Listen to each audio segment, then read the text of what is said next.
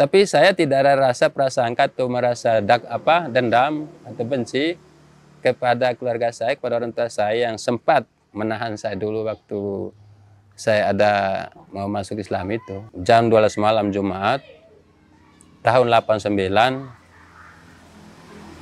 saya mau ditembak. Menurut filosofi mereka, saya akan menjadi manusia bahaya. Menurut mereka akan menenggelamkan ajaran Kristen di Manggarai Barat ini. Itu jadi setelah kami masuk Islam itu ternyata di situ sangat sempurna dan sangat memuaskan gitu, Pak.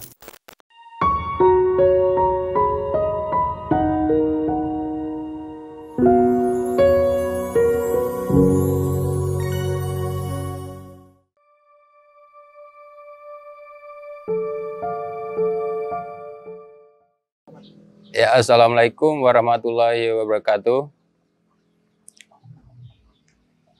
Pertama-tama saya menyampaikan ucapan permohonan maaf dan terima kasih dan selamat datang kepada yang pihak mewawancarai saya, di mana pada hari ini saya ingin perkenalkan diri kepada masyarakat banyak bahwa saya sebenarnya bukan asli dari Pulau Sumbawa tapi dari Pulau Flores. Kenapa saya ada di sini sekarang? Karena saya pertama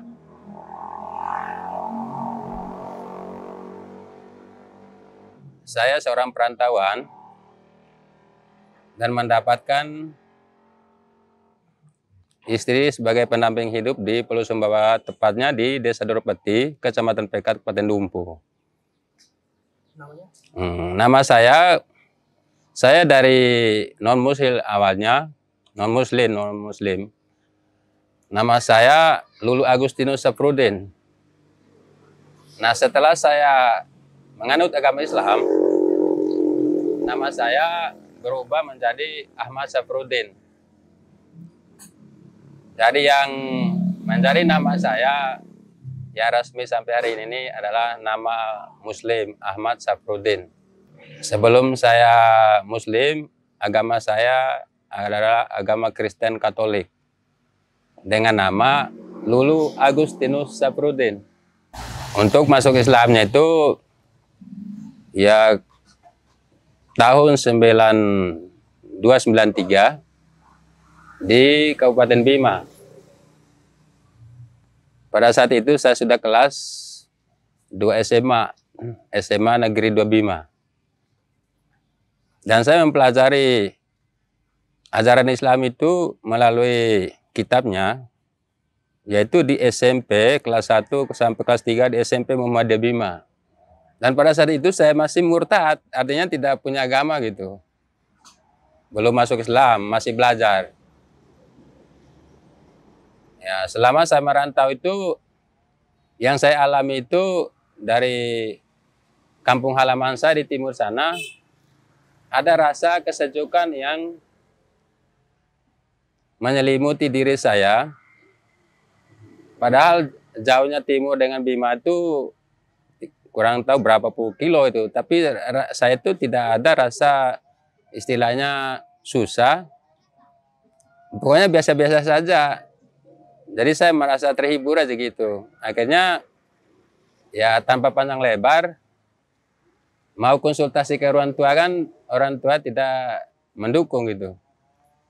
Akhirnya saya lapor diri ke Kelurahan Kampung Naik Bima itu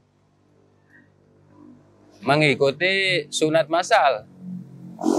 Iya, sunat massal di Rumah Sakit Umum Bima. Nah, setelah itu saya naik kelas 3 itu sudah murni saya itu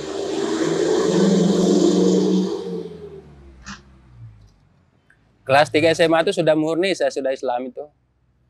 Artinya kelas 3 SMA itu sudah saya mulai agama Islam dalam arti sudah punya bekal ilmu Islam begitu. Yang adapun dasarnya saya masuk Islam itu bukan karena dipaksa oleh siapapun ataupun mungkin lingkungannya dipengaruhi oleh lingkungan, karena Bima itu kan banyak Muslim. gitu. Atau mungkin ada yang sogok atau yang bayar lah, tidak. Itu betul-betul lahir dari hati saya sendiri. Bahkan saya pernah menentang orang tua saya, keluarga saya di timur, karena saya dipaksa agar saya kasih tahu siapa yang mempengaruhi saya masuk Islam. Karena tidak ada, ya saya bilang tidak ada. Tapi keluarga saya itu tidak pernah menerima dengan baik. Akhirnya saya merasa diusir aja gitu. Sehingga saya merantau ke Bima. Alhamdulillah sampai di Bima, saya juga tidak merasa bahwa kehilangan keluarga dan orang tua. Karena banyak orang Bima yang baik sama saya. Bahkan membesarkan saya itu. Ya. Selanjutnya saya belum pulang ke Flores karena memang saya itu ada rasa sedikit takut gitu. Akhirnya saya merantau ke Jawa Timur, tiba di Surabaya. Saya bekerja, habis kerja itu saya pergi kuliah di Malang. Tahun 2000. Jadi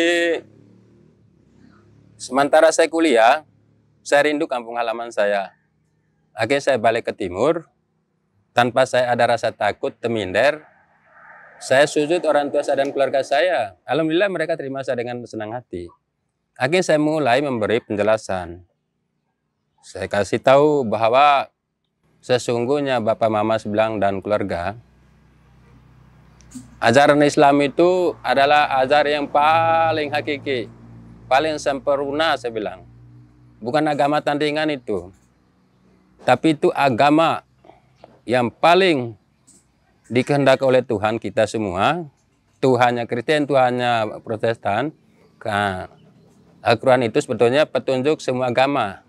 Tapi oleh karena Al-Quran ini turun terakhir, mungkin karena gengsinya kita itu di mana-mana, tidak pernah mau mengakui separuh manusia bahwa Al-Quran itu adalah kitab kita semua. Gitu. Jadi saya sekarang saya bilang merasa tenang aja, terus tidak ada rasa benci dan tidak ada merasa bahwa saya pernah diusir, pernah diancam, pernah dimusuhi. Tidak. Justru itu semua adalah motivasi bagi saya untuk memerangi diri saya. Nah, cuman harapan saya kalau memang Bapak Mama dan keluarga semuanya mau mencoba seperti apa sih rasanya kalau masuk Islam tuh. Alhamdulillah tahun pertama sampai tahun keberapa dulu tuh, banyak sekali keluarga yang mengadu diri untuk masuk Islam. Akhirnya saya kerjanya itu saja. Muat semua keluarga dari timur, kadang sunat di Dumpu, di Bima, ada yang mau sekolah di pondok, saya kirim ke pondok. Iya. Nah lama-lama saya punya ide bangun salah satu sekolah mis di desa saya, karena di situ sekolah Kristen saja yang ada. Alhamdulillah sekolah itu terbangun dan beroperasi dengan jumlah Islam yang sedikit awalnya. Alhamdulillah sampai sekarang Islamnya cukup banyak dan sudah beranjak ke tingkat MTS di sana. Dan desa itu sekarang sebagai desa startnya MTQ di Manggarai Barat sampai sekarang. Dari itu sejarah itu. Tapi yang jelas saya masuk Islam itu bukan berarti saya dipengaruhi atau dipaksa atau mungkin sengaja dibayar sama, enggak ada sama sekali. Dan itu keyakinan saya saja. Dan saya sebelumnya saya pelajari. Cuman harapan saya kepada seluruh kaum muslim dan muslimat yang sempatlah ya mendengar apa yang menjadi sejarah hidup saya ini, mari kita semua jangan mencoba mempelajari Islam itu hanya sekadar mempelajari. Jangan mencoba juga Islam itu hanya sekadar merasa gini lebih dari agama lain. Tidak. Hati-hati, karena Islam itu adalah ajaran yang paling kuat dan paling diakui oleh Allah SWT, sehingga di mana-mana ya non muslim itu banyak yang belajar dan banyak yang tertarik. Tapi yang jelas dasarnya itu tidak ada yang pengaruh. Kalau ada yang pengaruh itu bukan orang masuk Islam namanya itu. Ada alasan orang tertentu kan, karena gadis itu cantik, mau dia nikah dengan orang itu. akhirnya dia korbankan agama. Nah, kalau kami tidak seperti itu. Kami tidak ada yang kami korbankan. Dan kami juga tidak ada yang kami hina atau benci. Tidak ada juga istilahnya kita mau banding-bandingkan. Apa mungkin itu harta atau kedudukan, tidak. Kami betul-betul dengan nawa itu, dengan niat itu sendiri, kami jalankan. Karena di dalam Islam itu kami sudah yakin bahwa memperjuangkan diri di dalam jalan Allah itu, apalagi masuk Islam itu adalah sebuah jihad. Ya kami bukan untuk mati tapi untuk hidup. Tapi kalau memang takdir gara-gara masuk Islam mati, ya siap gitu. Dan merelakan segala-galanya gitu. Nah, dan yang paling penting lagi, khusus kami dari Mualaf ya, Mualaf Kabupaten Dumpo ini sekarang sudah masuk hampir 700-an. Hanya persoalannya Pak, pemerintah basis di mana-mana itu bahkan selalu menjalankan amanat Al-Quran bahwa Mualaf itu perlu diperhatikan gitu. Pada saat Idul Fitri lah apa gitu. Tapi mualafnya kami di Kecamatan Pekat ini terus terang saja dan tidak pernah diperhatikan. Jadi harapan kami itu bagaimana supaya mualaf se-Indonesia itu menjadi bagian dari kekuatan Islam itu, untuk bagaimana Islam ini kita jalani kepada semua orang. Karena saya yakin kalau Islam itu sendiri yang menjalankannya, artinya dari murni Islam lah. Banyak yang nantang. Saya sendiri saja, baru sendiri saya hampir 1000 non-Kristen saya masuk itu. Saya hanya bantu saja dan memberi cerita. Setelah mereka tertarik, ya saya ajak. Jadi paling saya korban tenaga, pikiran, waktu gitu. Nggak ada pengaruh-pengaruh. Tapi kalau orang Muslim pergi ceramah, nggak ada hasilnya Pak. Nggak ada hasilnya. Itu heran saya. Makanya saya ingin itu supaya ya kaum-kaum kayak kami ini mungkin kalau ada waktu tertentu kapanpun lah, ajak kita untuk dialog Pak. Karena pemahaman kami Islam dengan pemahaman orang Islam dari awal itu jauh berbeda Pak. Saya perhatikan Pak perbedaannya. Saya lebih tidak suka Pak yang namanya sunat, apalagi acara pernikahan syariah Islam Pak menggunakan teknologi zaman sekarang itu orhen. Itu pemahaman Islam yang tipis itu Pak bagi saya. Padahal itu hajatan agama Pak. Tapi kalau kita kritik, mereka bilang ini budaya, ini kebiasaan. Iya betul, bukan masalah itu. Cuman kapan Islam kita ini benar-benar punya acara tersendiri, tidak digabung-gabung dengan lantunan-lantunan hal lain. Islam itu kan kami perhatikan paling kasidah, mengaji, itu kan, itu tidak pernah. Itu dilakukan juga tapi ya tidak terlalu mendalam. Bahkan campur tangan pemerintah juga tidak terlalu serius. Gitu. Jadi sehingga Islam kita ini kebanyakan Pak menghindar dari ajaran Islam itu sendiri. Buktinya di mana-mana sekarang kan Pak, tidak bisa kita pungkiri Pak terjadinya kenakalan remaja. Karena ilmu Islam tidak ada. Terjadinya pasaran narkoba karena ilmu Islam tidak ada. Iya, bayangkan presiden kita orang Islam. Menteri kita orang Islam, bupati kita Islam, gubernur Islam. Hal-hal yang dilarang, yang merusak umat itu, meracuni juga umat itu sendiri, gampang masuk Pak. Kita bawa kayu aja ke Mataram, pas tengah mati Pak, baru sampai di sana. Tapi kenapa narkoba gampang sekali Pak, yang mematikan gitu. Apa memang mereka itu jalan dengan malaikat atau apa? Gitu. Yang jaga kita punya Rote atau Medan kan itu non Muslim semua, itu yang paling banyak. Jadi disinilah kita Pak ada kerinduan bagaimana Islam ini perlu kita terapkan sedetail mungkin di tingkat-tingkat desa seperti ini, Pak. Karena bagaimana Pak, dulu Pak, kalau generasi desa itu Pak, bagus sekali. Sekarang Pak, generasi desa itu paling rusak.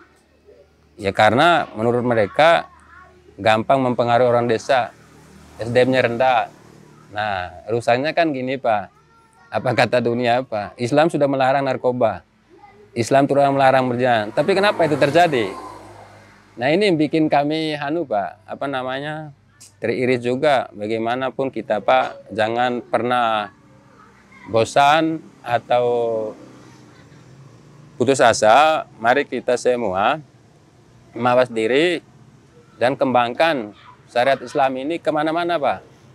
Karena memang Al-Quran itu sudah menganjurkan bahwa Al-Quran itu perlu disiarkan, mengajak secara keseluruhan umat dunia itu atau manusia pada umumnya masuk ke dalam Islam. Iya, bukan dengan cara paksa, tapi dengan cara memberikan pemahaman. Iya, saya sudah melaksanakan itu Pak. Dari fanatik Manggarai Barat itu Pak, sampai bukan apa-apa, tidak ada umatnya Pak. Gereja sudah kosong. Iya, desa-desa saya itu sudah tidak ada pemimpin Kristen tuh. Iya, tuh. Karena kita itu tadi, kita terlalu resmi, ketemu waktu mandi, beda agama, kalau mereka tanya tentang Islam, kita bicarain. Tapi kita jangan standnya, istilahnya bersaing, jangan. Kita cerita bagaimana rasanya Islam itu. Seperti rasa saya, Islam itu, saya ceritakan, dari kata Islam saja itu saya bilang punya arti tersendiri. Islam itu sebuah kata saya bilang, tapi gabungan dari 5 huruf.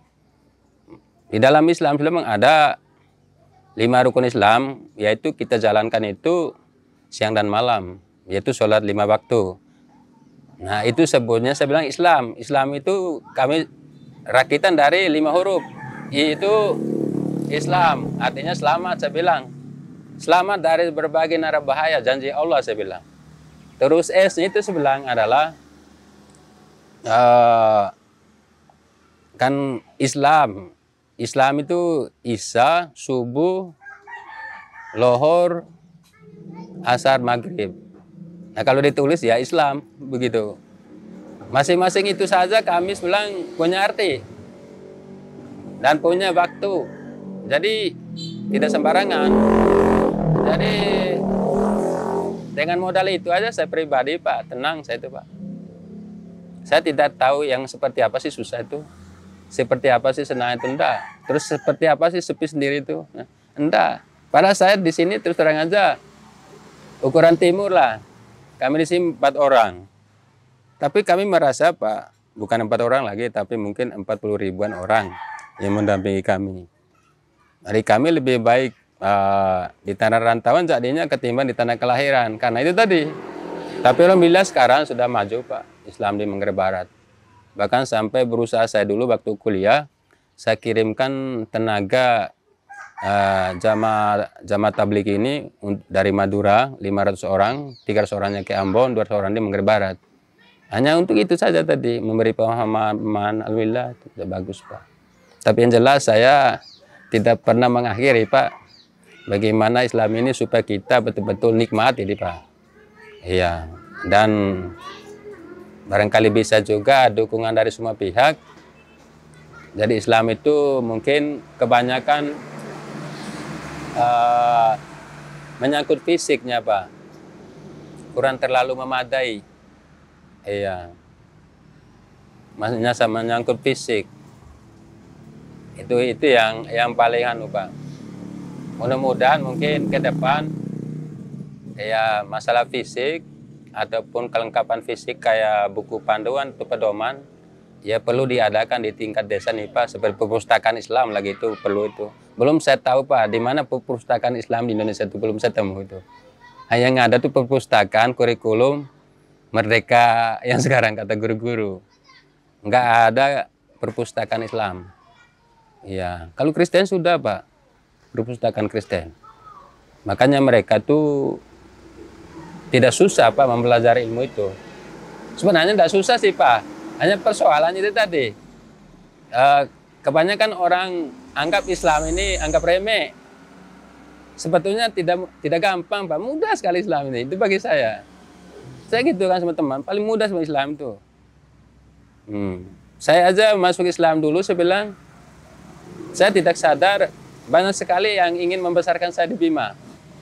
Banyak sekali yang menginginkan saya di Bima itu suruh kuliah lah, suruh polisi lah, suruh tentara. Cuma saya nggak berkehendak itu, saya maunya sarjana aja. Jadi saya terus terang aja, Pak. Saya tinggalkan orang tua itu setelah tamat SD di Manggarai Barat itu tahun 89. Mulai itu saya itu mandiri. SMP hidup sendiri, SMA hidup sendiri, tapi sama orang Bima kan, perguruan tinggi sampai saya nikah, sampai detik ini juga.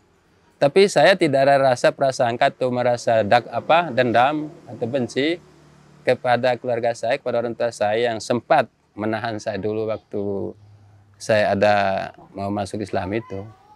Itu kejadian itu, Pak, masih saya catat.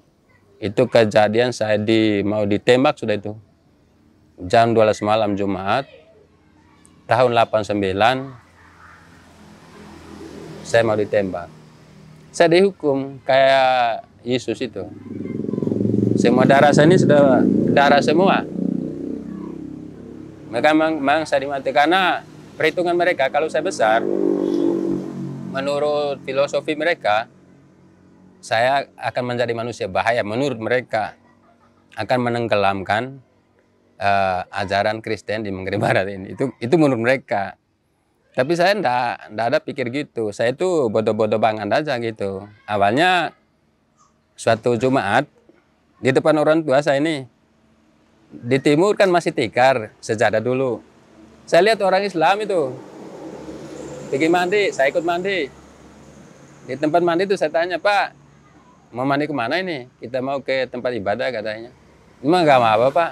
Islam itu rumah kita kecil itu katanya, tempat ibadah kecil betul, hanya 5x5. Boleh saya ikut? Oh jangan, nanti marah bapak kamu tuh pimpin Kristen, bapak kamu itu. Iya. Akhirnya saya bilang, tidak apa-apa, Pak. Tapi begini, kalau kamu pergi nanti jangan dibilang kami ngajak, kamu di luar aja. Pergi betul. Semua satu kampung teriakin saya itu. Saya bawa tikar pakai topi kayak begini itu. Pakai baju pergi pakai tempe, pakai kain itu. Terus berdiri di luar masjid, semua orang teriak, pulang itu. Saya dihajar habis-habisan itu. Pada kecil saya itu baru tamat SD itu. Tapi saya atas izin Allah dengan niat saya mungkin ya. Enggak ada saya rasa sakit, sama cuma darah itu yang saya rasa tuh ada keluarnya gitu. Saya lihat memang darah saya itu. Tapi enggak ada rasa sakitnya gitu. Ada yang tarik ke sini pipi saya, ada yang tarik ke sana, ada yang pelungku. Itu yang sampai memar, sampai berdarah. Alhamdulillah sampai jam 12 malam itu saya disiksa itu hadirlah seseorang yang saya tidak kenal. Dia ambil parang, dia potong tali ikatan saya itu, terus diancam lah orang-orang yang dan keluarga saya yang ikat saya itu. Dan mereka pun lari berhamburan datang kemana-mana malam. Akhirnya saya selamatkan di sebuah rumah dusun. Di situ saya nangis sudah. Ternyata saya ini dihukum tadi saya bilang. Iya, pas pagi hari mereka ditangkap oleh aparat desa. Tapi alasannya apa? Kami membina adik kami karena tidak mau sekolah. Itu alasannya. Ya saya waktu itu kan masih kecil kan, tidak tahu apa-apa kan. Saya diancam, kamu harus sekolah. Kalau tidak sekolah zaman sekarang nanti kamu jadi pelembah. Jadi orang pikul barang orang lah. Harus sekolah, itu alasan kamu begini. Bukan begitu, Pak. Mereka benci saya masuk masjid itu. Enggak usah ngomong itu katanya. Enggak. Akhirnya mereka buat pernyataan, menyatakan tidak seperti itu. Tapi yang saya rasakan seperti itu kan bertolak belakang lah. Akhirnya saya sekolah ikutin mereka. Anda sampai 6 bulan. Itu mulai lagi tuh pemaksaan itu. Nah karena saya tidak tahan, saya lari nih Pak. Tanpa pamit sama orang tua sama keluarga ke Bima. Ikut kapal laut itu. Hanya saya bawa itu celana satu, baju satu dengan ayam yang besar kayak kokok itu tadi itu. Saya jual di salah satu pasar di sana untuk beli jalan di jalan. Terus sampai di Sape itu ada bis itu, bis sering langganan Sape Bima itu, MUI yang bawahnya itu, Jawa Baru itu. Kamu dari mana? Dari Labuan Bajo, Pak. Mau ke mana? Mau ke Bima, Pak. Padahal saya belum tahu Bima itu di mana. Iya. Akhirnya saya bilang gini di Lapangan Merdeka tuh, Pak, apa namanya ini? Ini Lapangan Merdeka, di sini saya tinggal katanya. Kalau begitu turun ini aja saya. Terus kamu kemana? Nah, di sini aja, Pak. Di situ sudah saya ngelanting-lantung, saya ingat semua itu. Nggak ada siapa-siapa maksudnya nih. Datang ini, nah itu. Nah, kamu dari mana? Saya dari Flores. Baru tiba saya bilang. Ada keluarga kamu di sini? Nggak ada. Akhirnya orang tua itu ajak saya ke rumahnya. Lama-lama orang timur tahu dari kamu. Akhirnya saya dibawa ke asrama. Di asrama itu baru kita tuh ngomong-ngomong, terus ajak saya sekolah. Akhirnya saya mau sekolah di SMP Muhammadiyah itu. Di SMP Muhammadiyah itu guru-guru juga tertipu. Saya rajin sholat, rajin puasa, rajin semua. Nilai agama saya itu nggak ada nilai kecil itu. Mau hafal apa aja saya tahu itu gampang. Saya tidak pernah dipukul. Tapi mereka tidak tahu bahwa saya itu belum sunat. Dan saya juga tidak tahu kan bagaimana saatnya masuk Islam ini. Tidak pernah saya pikir sunatnya itu. Lama-lama masuk SMA Negeri Bima itu. Teman kelas itu cewek dia. Sekarang dia direktur Rumah Sakit Umum Bima itu. Ibu Nur Raini namanya. Dia tanya, kakak ya kamu itu kan orang Flores. Iya, kenapa? Kamu Islam? Iya Islam saya. Kamu sudah sunat? Apa itu sunat? Saya bilang. Deh, masa enggak tahu? Saya enggak tahu, saya bilang. Ya memang kamu belum sunat. Iya saya tidak. Apa sih sunat itu masalahnya? Akhirnya saya tanya teman saya ini. Sini nih teman. Apa bahasa sunat dia cewek itu? Tapi yang sebesar. Kamu tuh katanya pergi sunat harus potong dulu ujung kemaluan kamu tuh katanya. Aduh, bagaimana prosesnya itu? Oh nanti, makanya dulu tuh saya ikut itu sunat masal itu. Saya sengaja lapor diri sudah ke lurah. Pas SMA 2 itu, sudah kelas 2 ada malu saya itu. Tapi teman-teman tidak ada yang tahu.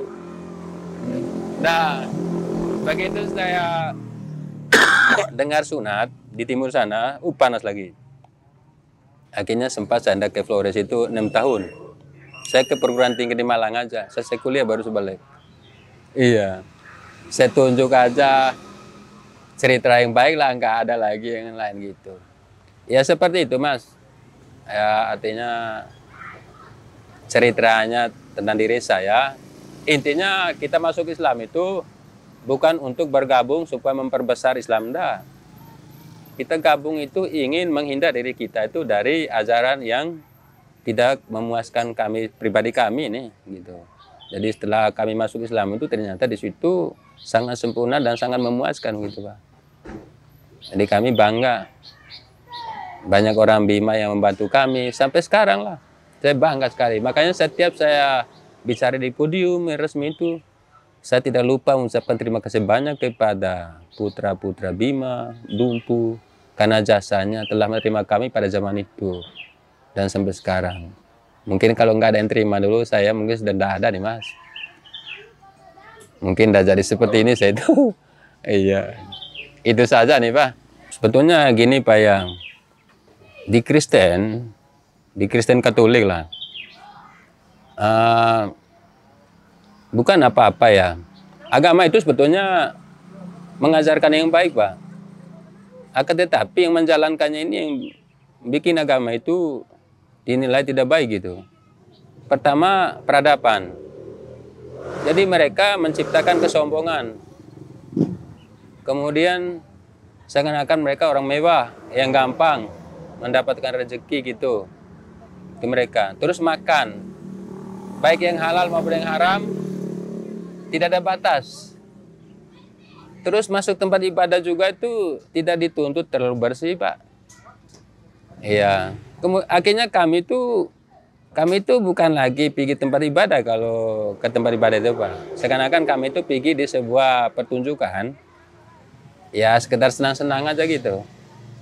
Nah akhirnya lambat laun perasaan kami itu merasa tidak tenang Pak. Tidak tenang dengan tidak puas juga. Sehingga kami itu menelusuri ajaran lain jadinya. Saya menelusuri itu bukan hanya Islam saja. Ketemu orang Hindu, saya ngomong sama orang Hindu. Orang Protestan, orang apa. Cuman kejanggalan yang tidak pernah diakui oleh saya juga di Kristen itu, atau Kristen itu sendiri, bahwa mereka tidak 100% mengikuti suri teladan Nabi. Seperti patung. Nabi itu kan korban, sampai darahnya itu kan disebut anggur, dagingnya disebut jajan, gitu. Nah, saya pun minta kepada uskup, kepada pastor, romo, istilah kami di sana itu, kepada majelis, Pak, kalau belum menempuh jalur patung di sebuah kayu yang sengaja dibikin, yakin aja Pak, biar dia Santo Paulus, berarti kita belum diterima. Jadi saya tidak takut sih, tapi kalau itu jalannya yang terbaik menurut Tuhan, ya apa salahnya umat, karena Yesus memang jalankan sesuai dengan perintah Tuhan. Ya menurut Yesus saya sudah masuk surga. Nah kita itu kalau belum jalankan, Pak, berarti yakin aja lah Anda masuk surga. Tapi banyak yang marahin saya kan ngomong gitu. Karena saya tahu saya bilang malaikat, Adam, Hawa, ataupun Nabi adalah manusia juga. Cuma mereka itu adalah petunjuk langsung oleh Yang Maha Kuasa.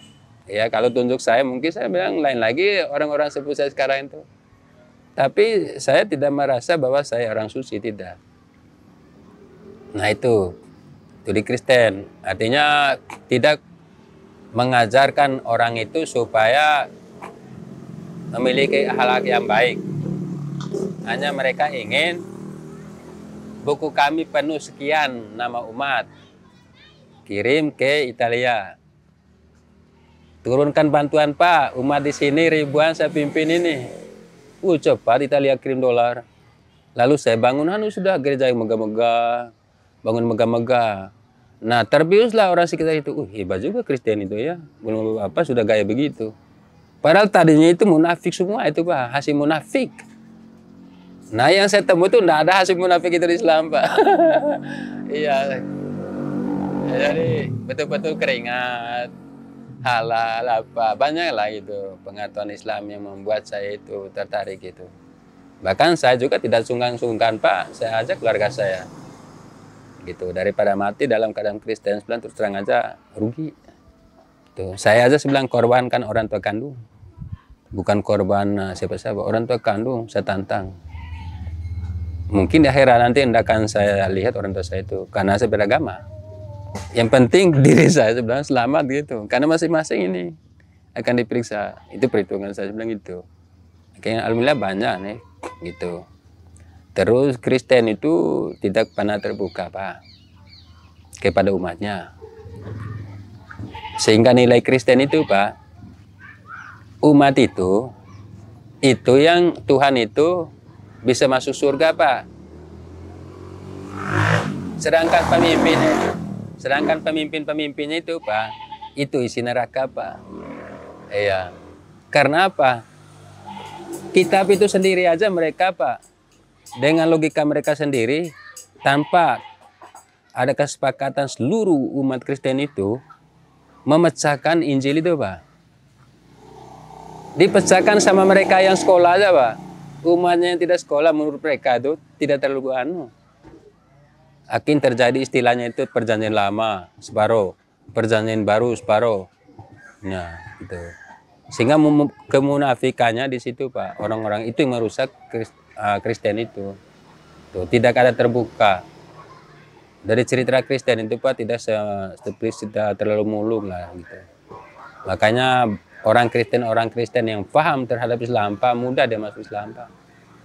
Karena propaganda Santo Paulus, Pastor Romo saja, sehingga banyak yang terjebak Pak. Tapi setelah mereka pahami betul-betul, mereka dengan sendirinya Pak berubah gitu. Terus di Kristen juga itu Pak, masalah kebersihan Pak, tidak pernah dituntut setiap menjalankan ibadah itu. Pak kan bisa lihat Pak di televisi, kalau istilahnya Pasca, itu arak-arak, minuman arak itu di mana-mana itu terjadi Pak. Justru pesta miras yang terjadi. Artinya mendidik lingkungan itu bukan lagi orang yang beragama, tapi orang yang sudah kacau balau lah begitu. Jadi banyak hal yang membuat kami, tapi yang jelas Pak, bukan itu yang utama bagi saya nih Pak, dan teman-teman juga begitu. Benar-benar kita tuh keyakinan, dan kami bangga di Islam itu dilarang minuman keras. Sehingga secara ekonomi kami tidak punya anggaran untuk minuman keras itu. Kalau di Kristen tuh harus ada semua anggaran itu Pak, karena halal semua. Ya kalau nggak Kristen ya mana orang mau bantu di Kristen itu Pak. Ya gitu. Kalau Islam juga itu saya yakin setelah saya jalanin, ternyata Islam ini dia tidak memandang si A si B itu Kristen Katolik atau Protestan dah. Kalau ada rezeki dia kasih dengan ikhlas. Kristen tidak Pak, agak sungkan gitu. Irit lah gitu. Tapi kalau sama Kristen Pak, dia korban tuh. Tanpa kita runding dulu apa, dia cepat gitu. Respon tinggi. Tapi yang jelas Pak, perbedaannya Pak banyak sih Pak. Bagi kami ini.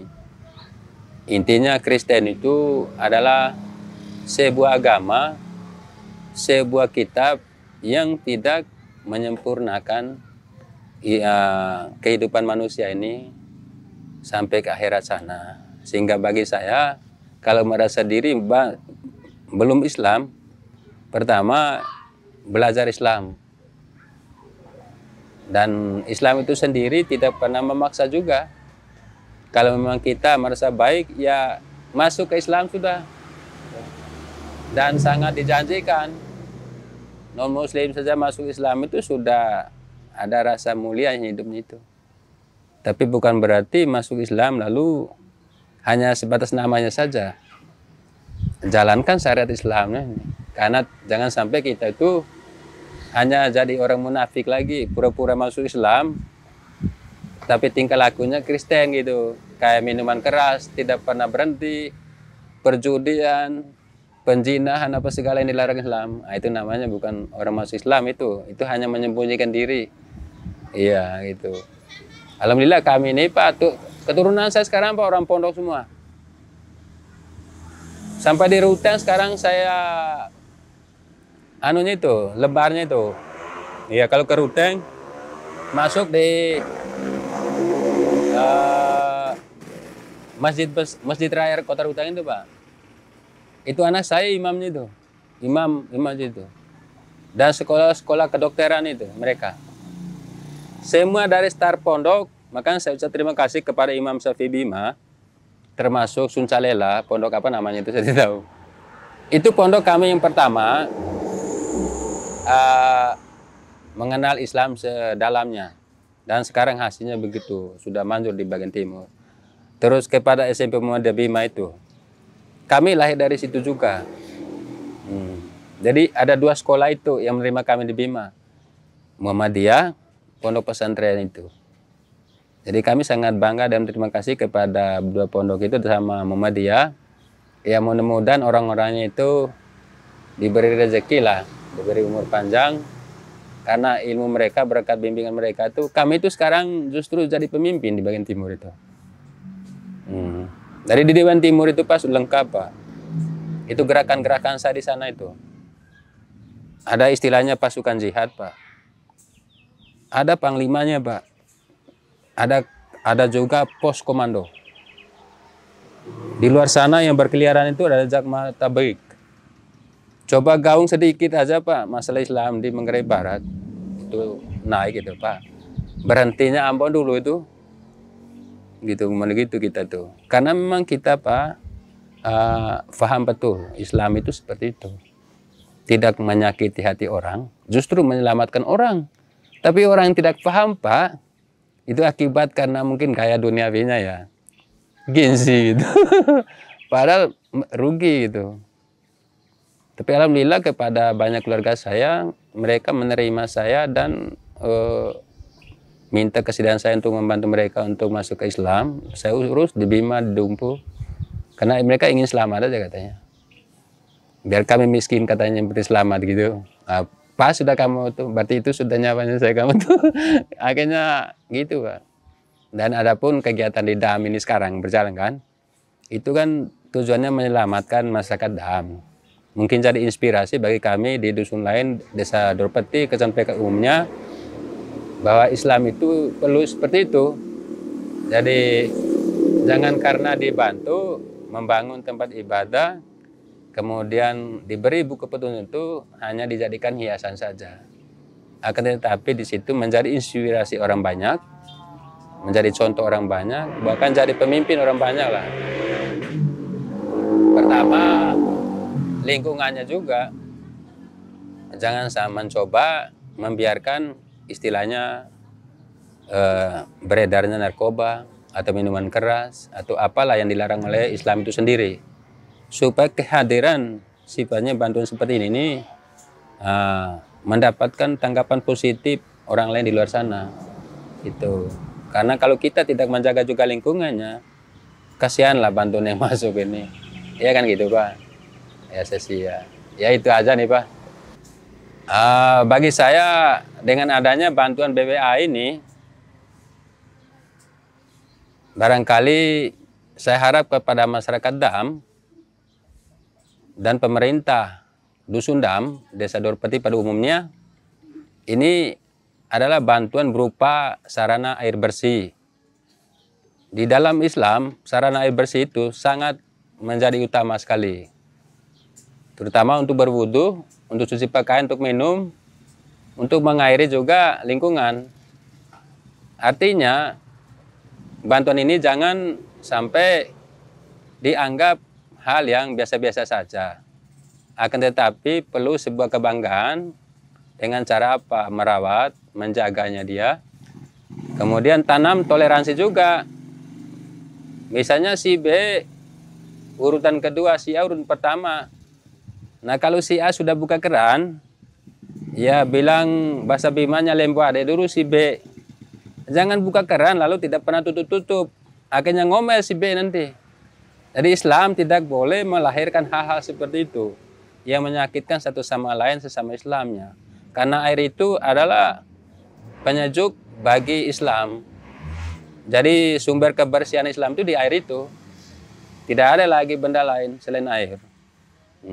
Jadi terima kasih kepada BWA yang sudah datang dan membawa bantuan sarana air bersih untuk wilayah Desa Dorpeti ini, khususnya Dam Kasipahu. Semoga bantuan ini ada manfaatnya kepada masyarakat yang ada di sekitarnya, dan semoga juga rezeki kepada Yayasan BWA ini tetap melimpah, dan diharap juga kepada pemerintah akan bisa melihat yayasan seperti ini yang punya hati dan punya rasa dan perasaan untuk membagi-bagi kepada masyarakat banyak rezekinya. Semoga saja hubungan silaturahmi ini tidak berakhir di sini tapi berkelanjutan. Bila perlu juga mungkin ya yayasan ini bisa juga mencari informasi di Kecamatan Pekat ini yang pantas lah, yang bisa menerima seperti ini. Ya mungkin kalau hanya satu titik saja, ya mungkin nanti ceritanya kurang terlalu ramai gitu. Iya, ya terima kasih. Ya terima kasih kepada Yayasan BWA. Ya saya sebagai masyarakat biasa ucapkan terima kasih, dan hasil telusurinya telah menemukan saya tanpa saya sadari bahwa ada orang suatu saat wawancara saya seperti ini, dan satu-satunya yayasan ini saja yang wawancarai saya. Saya sangat bangga kepada yayasan ini. Mungkin kalau yayasan ini ingin bekerja sama dengan saya siap untuk wilayah timur. Saya akan ajak di mana titik-titik rawan yang perlu kita memberi semacam ya bantuan apa yang menjadi halal kita lah gitu. Sekian saja, mungkin karena mengingat waktu, dan terima kasih kesempatannya sudah mendatangi kami, terutama pribadi saya sendiri. Jadi saya minta maaf karena keadaan kami tidak memadai, tapi kami banyak berdoa saja semoga usaha-usaha dari yayasan ini berjalan mulus dan baik. Dan sangat berterima kasih, bersyukur kepada Yang Maha Kuasa. Semoga yayasan ini kuat dan sehat ke depannya. Lebih dan kurangnya apa yang menjadi milik kami dan kekurangan kami mohon maaf. Assalamualaikum warahmatullahi wabarakatuh. Jadi salah satu hambatan di jalannya, ya ini nih. Nah ini salah satu.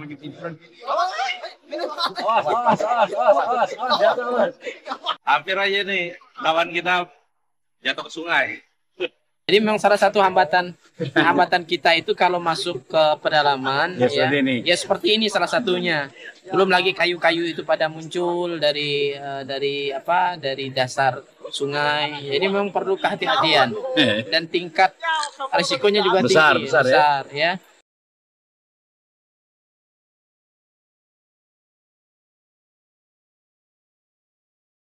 Ya begini kondisi ketika kita masuk ke pedalaman Sinten, Kalimantan Barat, kita memang harus bisa membaca kondisi sungai, kondisi alam. Kalau pada saat air naik, kita aman. Pada saat air surut, maka kondisinya kita harus berhati-hati. Pada siang hari ini kita akan berangkat menuju Desa Mentatai. Dalam perjalanan insya Allah bisa ditempuh nanti bersama dengan tim kurang lebih 6-7 jam. Pada malam hari nanti kita akan bertemu dengan warga umat Islam yang ada di pedalaman Desa Mentatai.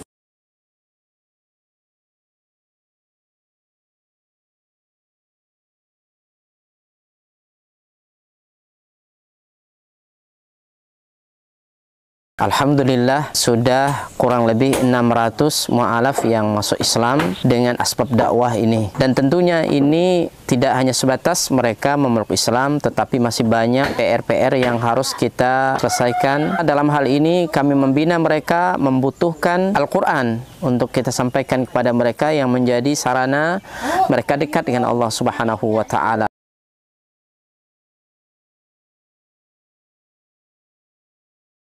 Kami berharap dan mengharapkan bantuan dari seluruh kaum muslimin untuk mensupport dakwah ini dengan berwakaf Al-Quran di Badan Wakaf Al-Quran. Luar biasa. Kaum muslimin yang dicintai oleh Allah Subhanahu wa Ta'ala, perlu kita ketahui bahwa pondok ini sangat dibutuhkan karena memang di sini sangat minim akan bahkan mungkin bukan lagi dikatakan minim, memang tidak ada lembaga semacam pondok pesantren yang berdiri di Desa Nangatempunak ini. Yang kedua adalah kerusakan akidah. Ya, jadi di sini jika tidak ada pesantren ini rusaknya luar biasa. Apalagi memang pemurtatan sangat kuat di Desa Nangatempunak ini. Jadi memang misionaris-misionaris itu masuk kemari itu dengan materi yang kuat, ya, dengan iming-iming yang kuat. Dengan adanya pondok pesantren ini mengkader anak-anak para mu'alaf, ya, dari suku Dayak yang berasal dari pedalaman ini sangat mudah. Jika mereka sudah belajar agama, kemudian mereka sudah paham dengan agama dan mereka sudah hafal Quran, mereka akan kita kembalikan ke kampung-kampung mereka. Kita sekarang sambil melihat lahan atau tanah yang akan kita bebaskan untuk pembangunan atau perluasan pondok tahfiz Quran Cahaya Tempunak. Lokasi ini adalah lokasi yang bebas daripada banjir dan luasnya kurang lebih 4 hektar, dan insya Allah di sini nanti akan kita bangun sarana ibadah, kemudian sarana untuk tinggal mukimnya para santri, kemudian aula belajar dan pertemuan para santri. Dengan demikian ini akan membantu dakwah dan memaksimalkan dakwah di pelosok pedalaman Sintang Kalimantan Barat. Kami mengajak kepada seluruh kaum muslimin untuk mensupport, membantu dakwah ini dengan menyiapkan donasi dan wakaf terbaik melalui Badan Wakaf Al-Quran, dan semoga apa yang kita korbankan di jalan Allah SWT, harta kita lelahnya kita, semua akan Allah berikan ganti dengan ganti yang lebih baik, kemudian diberikan balasan dengan balasan yang terbaik. Dan kami mendoakan semoga antum semua dijaga oleh Allah SWT dari seluruh musibah baik dunia maupun akhirat. Barakallahu fikum. Assalamualaikum warahmatullahi wabarakatuh.